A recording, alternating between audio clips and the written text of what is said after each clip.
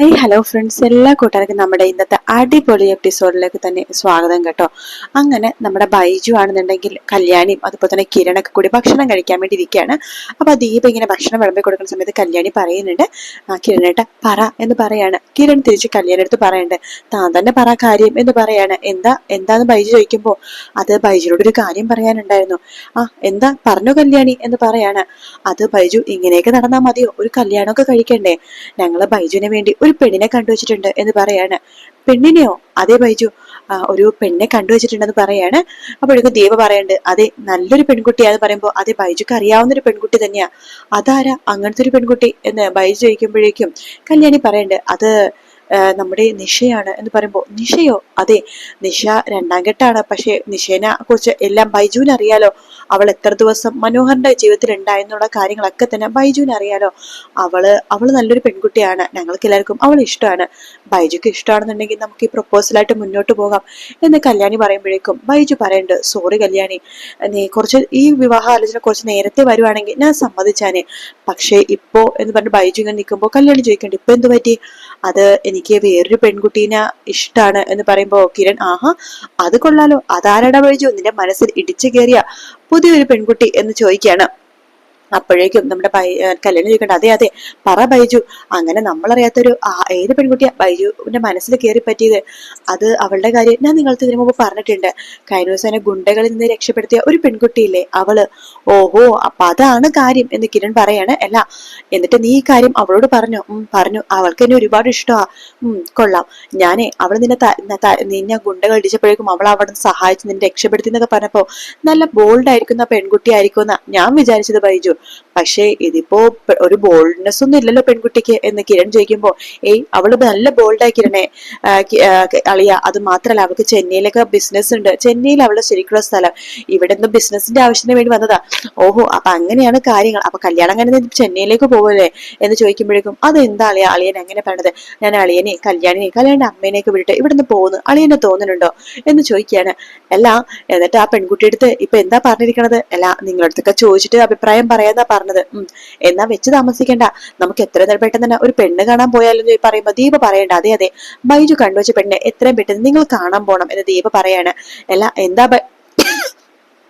ബൈജു പെണ്ണിന്റെ പേരെന്ന് കല്യാണം ചോദിക്കുമ്പോ മീനാക്ഷി എന്നാ പേര്, മീനു എന്ന് വിളിക്കും. ഓഹോ, മീനു, കൊള്ളാം, നല്ല പേര് എന്ന് കിരൺ പറയാണ്. അപ്പൊ ഒരു കാര്യം ചെയ്യാം, നമുക്ക് പെണ്ണ് കാണാൻ ഉടനെ തന്നെ പോകാം. പറ്റുമെങ്കിൽ നാളെ തന്നെ പോകാം. ആണോ? എങ്കിലും അവളെ വിളിച്ചു പറയട്ടെ എന്ന് ബൈജു ചോദിക്കുമ്പോ തീർച്ചയായിട്ടും വിളിച്ചു പറഞ്ഞു എന്ന് പറയാണ്.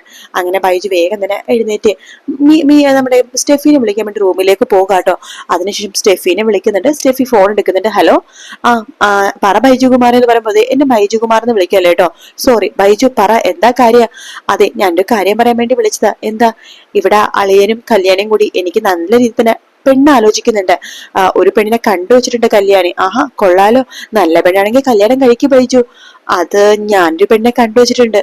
ബൈജും കണ്ടുവച്ചിട്ടുണ്ടോ? അതെ, എങ്കിൽ ആ പെണ്ണ് കാണാൻ പോ. എന്താ ഞാനും കൂടെ വരണോ? അയ്യോ, നീ കൂടെ ഒന്നും വരണ്ട. പിന്നെ നീ അണിഞ്ഞൊരുങ്ങി നിന്നാ മാത്രം മതി. നീ എന്താ പറഞ്ഞു വരുന്നത്? എനിക്ക് മനസ്സിലായില്ല. അതെ, നിന്നെ കാണാൻ വരാന്നാ വിചാരിച്ചത്. ഓഹോ, അപ്പൊ അങ്ങനെയാണല്ലേ. എനിക്കറിയായിരുന്നു ഇന്നല്ലെങ്കിൽ നാളെ നീ ഇത് പറയോന്ന്. അല്ല, നീ എപ്പോഴാ വരാ എന്ന് ചോദിക്കുമ്പോഴേക്കും ഞാൻ നിന്റെ അടുത്ത് ഇത് പറയാൻ നിൽക്കുമായിരുന്നു. പക്ഷെ ഈ ആഴ്ച ഞാൻ നാട്ടിൽ പോകുന്നുണ്ട്. അപ്പൊ അമ്മയുടെ അച്ഛനടുത്തൊക്കെ സംസാരിച്ചിട്ട് ഞാൻ അവരെയും കൂട്ടിക്കൊണ്ട് വരാന്നാ വിചാരിച്ചത്. അയ്യോ, ആണോ? ഞാനും കിരണളിയനും കൂടി നാളെങ്ങാനും വന്നാലോ എന്ന് ആലോചിക്കുന്നുണ്ട്. അതിനെന്താ, നാളെ തന്നെ വന്നോ? അല്ല, നിന്റെ കിരൺ സാറ് മാത്രമേ വരുന്നുള്ളൂ അതോ കല്യാണി വരുന്നുണ്ടോ എന്ന് ചോദിക്കാണ് സ്റ്റെഫി. അതൊന്നും എനിക്കറിയില്ല. എന്തായാലും അളിയൻ ഉണ്ടാകും, കല്യാണി ഉണ്ടാവാൻ ചാൻസ് ഉണ്ട്, ചിലപ്പോ ഉണ്ടാവാതിരിക്കാം. ഒരു കാര്യം ചെയ്യ്, നീയെ പെണ്ണെ കാണാൻ വേണ്ടി വീട്ടിൽ നിന്ന് ഇറങ്ങുമ്പോഴേക്കും ആരൊക്കെയാ വരുന്നതെന്നൊക്കെ ഒന്ന് വിളിച്ചു പറയണം എന്ന് പറയാണ്. അതൊക്കെ ഞാൻ പറഞ്ഞോളാം എന്ന് വേണ്ട ബൈജു ഫോൺ വെക്കാണ്. സ്റ്റെഫിക്ക് ഭയങ്കര സന്തോഷമാവാണ്. അങ്ങനെ ഞാനും ഗംഗയും കാത്തിരുന്ന ആ ഒരു മുഹൂർത്തം വന്നെത്തി എന്നൊക്കെ പറഞ്ഞ സ്റ്റെഫിക്ക് ഭയങ്കര സന്തോഷമാവാട്ടോ. സ്റ്റെഫി അപ്പൊ തന്നെ നേരെ ജയിലിലേക്ക് പോവാണ് ഗംഗപ്രസാദിനോട് ഈ കാര്യം പറയാനായിട്ട്. അങ്ങനെ ഗംഗപ്രസാദ് പുറത്തേക്ക് വരുന്നുണ്ട്. സ്റ്റെഫി പറയുന്നുണ്ട്, ഗംഗെ നമ്മൾ ആലോചിച്ചു കാത്തിരുന്ന ദിവസം നാളെയാണ് വരാൻ പോണത്. മനസ്സിലായില്ല? നാളെ എന്നെ ബൈജു പെണ്ണ് കാണാൻ വേണ്ടി വരുന്നുണ്ട്. കൂടെ കിരണും കല്യാണം ഉണ്ടാവും. അങ്ങനെയാണെങ്കിൽ അവരുടെ അവസാന ദിവസം നാളെ. അതെ, അവരെ നിസ്സാരക്കാരനാക്കിയിട്ട് നീ എടുക്കരുത് കേട്ടോ. അവരെന്തായാലും നാളത്തെ ദിവസം ഒരു സംശയമില്ലാതെയാണ് എന്റെ വീട്ടിലേക്ക് വരുന്നത്. അതുകൊണ്ട് കാര്യങ്ങളൊക്കെ എളുപ്പമാ എന്ന് സ്റ്റെഫി പറയാണ്. ആ സമയത്ത് ഗംഗപ്രസാദ് പറയണ്ട, അവരെ നിസ്സാരക്കാരൊന്നുമല്ല, അറിയാലോ കിരണിന്റെ വിശ്വാസം നേടിപ്പറ്റാൻ വേണ്ടി അവരെ ഗുണ്ടകളെ വിട്ട് തല്ലി ചെല്ലിച്ച് അവനെ ഹോസ്പിറ്റലിൽ എത്തിച്ചു. അതുവരെ കാര്യങ്ങളൊക്കെ എളുപ്പമായിരുന്നു. പിന്നെ അവൻ തളർന്നു കിടക്കണ പോലെ അഭിനയിച്ചു. അപ്പോഴാണ് എന്റെ കണക്ക് കൂട്ടലുകളൊക്കെ തെറ്റിയത്. കാർത്തികനെ ഇപ്പൊ സംരക്ഷിച്ചിരിക്കുന്നത് കിരണും കല്യാണിയാണ്. അതുകൊണ്ട് ഞാൻ പറഞ്ഞത് അവരെ നിസ്സാരക്കായിട്ട് എടുക്കരുതെന്ന്. ഇല്ലടാ, ഞാൻ നിസ്സാരക്കായിട്ട് എടുക്കണമൊന്നുമില്ല. പക്ഷെ ഒരു കാര്യമുണ്ട്, നാളെ എന്തായാലും കിരൺ അല്ലെങ്കിൽ കല്യാണി രണ്ടിലൊരാൾ ഇല്ലാതായിരിക്കൂടാ. അത് ഞാൻ നിനക്ക് തരുന്ന ഉറപ്പാണ് എന്ന് പറയുമ്പോൾ ഗംഗപ്രസാദ് പറയണ്ടേ, നീ എനിക്ക് വേണ്ടി എന്തൊക്കെ കാര്യങ്ങളാ സ്റ്റെഫി ചെയ്യണത്?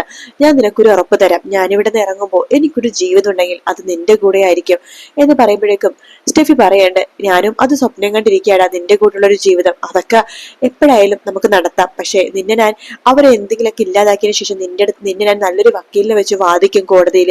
നിനക്ക് നല്ല ഒന്നില്ലെങ്കിൽ പുറത്തിറക്കും, അല്ലെങ്കിൽ ജാമ്യത്തിലെങ്കിലും ഞാൻ നിന്നെ ഇറക്കോടാ എന്ന് സ്റ്റെഫി പറയണ്ടേ. ശരി, എങ്കിൽ ഞാൻ പോയിട്ട് വരാം, നാളത്തെ ദിവസം കഴിഞ്ഞിട്ട് കാണാം എന്ന് പറഞ്ഞിട്ട് സ്റ്റെഫി അവിടെ നിന്ന് പോവാണ്. ശേഷം ഗംഗപ്രസാദ് ഈ കാര്യം മനോഹറിനോടും അതുപോലെ തന്നെ രാഹുലിനോടും വിക്രത്തിനോടും പറയുന്നുണ്ട്. ഇത് കേൾക്കണ മനോഹർ പറയണ്ട്, എന്റെ ഗംഗപ്രസാദെ, നീ ഇതൊന്നും വിശ്വസിക്കല്ലേ. ആ കിരണും കരുണയില്ലേ നമുക്ക് ഒരിക്കലും അടുപ്പിക്കാൻ സാധിക്കില്ല, അവരെ കൊല്ലാനും പറ്റില്ല. നോ, നമ്മുടെ ജീവിതമൊക്കെ ഇങ്ങനെ ആവാൻ കാരണക്കാരാരാ? ആ കല്യാണിയാ. ശരിക്കും പറഞ്ഞാൽ കിരണല്ല. അവൾ എപ്പോ കിരണിന്റെ ജീവിതത്തിലേക്ക് വന്നു അപ്പൊ കിരണിന്റെ ശക്തി ഇരട്ടിയായി. അതേ പിന്നെയാണ് അവരെ പിടിച്ചാൽ കിട്ടാത്തതായത്. നീ ഒന്ന് ആലോചിച്ച് നോക്കതേ, ഈ ബഗാസുർ എന്ന് പറഞ്ഞ ഇയാളുടെ ജീവിതം എപ്പോഴാ തകർന്നത്? കല്യാണി വന്നപ്പോഴല്ലേ എന്ന് പറയുമ്പോ രാഹുൽ പറയണ്ട, കല്യാണി വന്നപ്പോഴല്ലേടാ, നീ വന്നപ്പോഴാടാ. അതെ, അതിനു മുമ്പേ നിങ്ങളുടെ ജീവിതം തകർന്നായിരുന്നു. കല്യാണി കിരണിന്റെ ജീവിതത്തിലേക്ക് വന്നപ്പോ. അത് മാത്രല്ല ഗംഗെ, നിന്റെ ജീവിതം തകർന്ന എപ്പോഴാണ്? കല്യാണി കാരണമല്ലോ നിന്റെ ജീവിതം തകർന്നത്. എടാ വിക്രം, നിന്റെ ജീവിതം കാത്തിരുന്നത് കല്യാണി കാരണമല്ലേ? അതുകൊണ്ടാണ് ഞാൻ പറയണത്, നമ്മൾ ഇനി അവരുടെ പുറകെ നടക്കണ്ട. ഇനിയുള്ള കുറച്ച് ജീവിതം നമ്മുടെ മുമ്പിലുള്ളൂ, അത് മാനവും മര്യാദക്ക് ജീവിച്ച് എങ്ങനെയും തീർക്കാൻ നോക്കാം എന്നൊക്കെ പറഞ്ഞിട്ട് മനോഹർ അവിടെ നിന്ന് പോകാണ്. മനോഹർ പോയി കഴിയുമ്പോഴേക്കും വിക്രം പറയണ്ട്, ആ മനോഹറിനെ ഇനി കാര്യത്തിലൊന്നും കൂട്ടണ്ട, അവനെ ആകെ മാറി, അവനിപ്പോ ഗാന്ധിജിക്ക് പഠിക്കുക എന്നൊക്കെ പറയുമ്പോ ഗംഗപ്രസാദ് പറഞ്ഞ അവൻ എന്തെങ്കിലും ചെയ്യട്ടെ, എന്തായാലും നാളെ സ്റ്റെഫി നമ്മൾ വിചാരിച്ച പോലെ എന്തെങ്കിലുമൊക്കെ ചെയ്യും, അത് ഉറപ്പാ, എനിക്ക് അവളെ വിശ്വാസമുണ്ട് എന്ന് പറയാണ്. അങ്ങനെ ആ ഒരു കാര്യം സ്വപ്നം കണ്ടിരിക്കുകയാണ് ഗംഗപ്രസാദും വിക്രവും അതുപോലെ തന്നെ ഗംഗപ്രസാദും വിക്രവും അതുപോലെ തന്നെ നമ്മുടെ രാഹുൽ കേട്ടോ. അങ്ങനെ ഇങ്ങനെ ആലോചിച്ചുകൊണ്ടിരിക്കുകയാണ്.